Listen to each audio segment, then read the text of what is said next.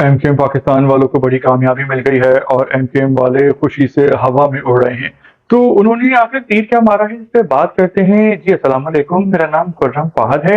M Q M کا منشور تھا آئین میں ترمیم، اور اب آئین میں ترمیم کے لیے مسلم لیگ نون مان گئی ہے، اور ایم کیو ایم اور مسلم لیگ نون میں معاہدہ ہو گیا ہے۔ ایگریمنٹ کے مطابق مسلم لیگ نون جو کہ وفاق میں حکومت بنانے جا رہی ہے تو وہ آئین میں ترمیم کرے گی۔ اور آئین میں ترمیم کیا ہوگی، کیا آپ یہ بات جانتے ہیں؟ یہ ہوگی ایم کیو ایم کے مطابق، ایم کیو ایم کی خواہش ہے، تمنا ہے، ایم کیو ایم پاکستان چاہتی ہے کہ جب 18ویں ترمیم پاس ہوئی تھی تو اس کے بعد وفاق سے ہر سال پیسہ دیا جاتا ہے صوبوں کو، جس کو این ایف سی ایوارڈز کہا جاتا ہے۔ تو 18ویں ترمیم کے بعد تمام صوبائی حکومتیں با اختیار ہو گئی تھیں، ان کے پاس زیادہ اختیار، طاقت اور وسائل آ گئے تھے۔ تو وفاق ہر سال سندھ کو 1000 ارب روپے سے زائد دیتا ہے، ان کا حصہ یا ان کا حق۔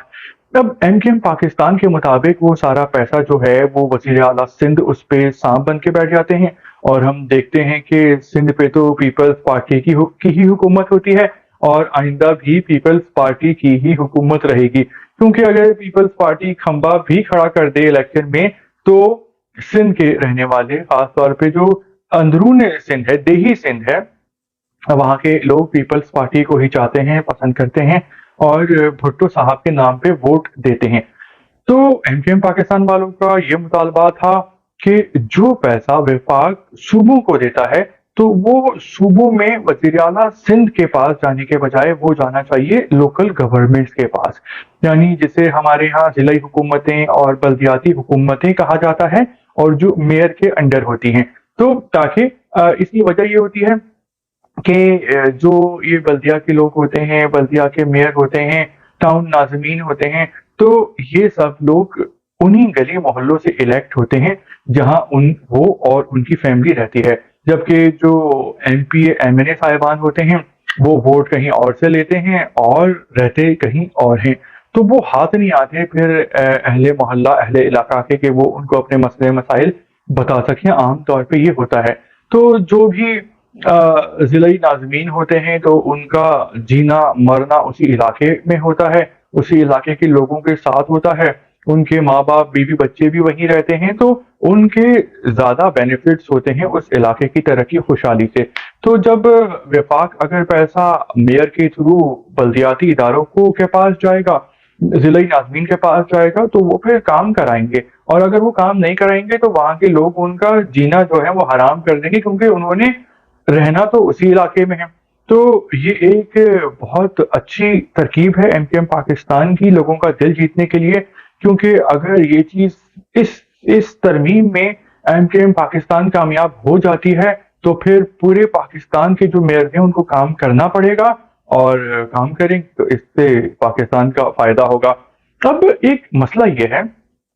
کہ آئین میں ترمیم کے لیے 2/3 میجورٹی چاہیے، اور 2/3 majority M Q M Pakistan اور اگر مسلم لیگ نون مل جائیں تو ان کے پاس نہیں ہے۔ تو اب ان جماعتوں کو، ایم کیو ایم پاکستان کو یا مسلم لیگ نون کو بھی بات کرنی پڑے گی پیپلز پارٹی سے، مولانا فضل الرحمان صاحب کی جماعت سے، پی ٹی آئی والوں سے، تمام چھوٹی بڑی جماعتوں سے، تاکہ زیادہ سے زیادہ لوگ اس بات پہ ووٹ دیں، اس کو مانیں، اور 2/3 اکثریت سے اس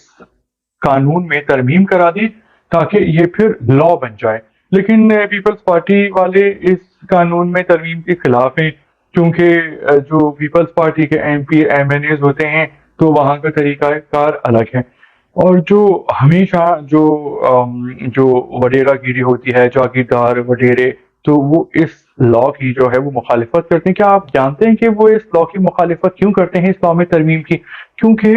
ابھی جو لوگ دھکے کھا رہے ہوتے ہیں M P A M N A کے ڈیروں پہ، علاقوں میں، ان سے ملاقات کرنے کے لیے ان کو ویلیو دے رہے ہوتے ہیں، تو پھر M N A M P A کی ویلیو ختم ہو جائے گی، اور وہ صرف قانون سازی اور ریفارمز تک رہ جائیں گے، پلاننگ کی حد تک، اور جو سارے اختیارات ہیں وہ میئر اور ان کے انڈر جو گورنمنٹس ہیں، ادارے ہیں، ان کو مل جائیں گے۔ اگر ہم کراچی کی بات کریں تو کراچی میں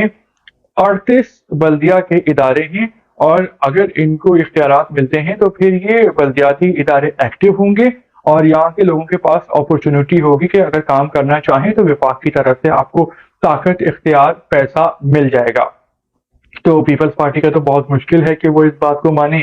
اب دیکھتے ہیں کہ کیا ایم کیو ایم پاکستان والے اپنی زبان کا جادو چلانے میں کامیاب ہوتے ہیں، اور اگر 2/3 اکثریت سے قانون میں ترمیم ہو جاتی ہے تو یہ پاکستان کے لیے اچھا ہوگا، پاکستانیوں کے لیے اچھا ہوگا، اور ایم کیو ایم پاکستان والوں کو بھی ہیرو بننے کا موقع ملے گا۔ کیونکہ اگر ہم لندن کی بات کریں، امریکہ، آسٹریلیا، یورپ، تو یہاں پہ جو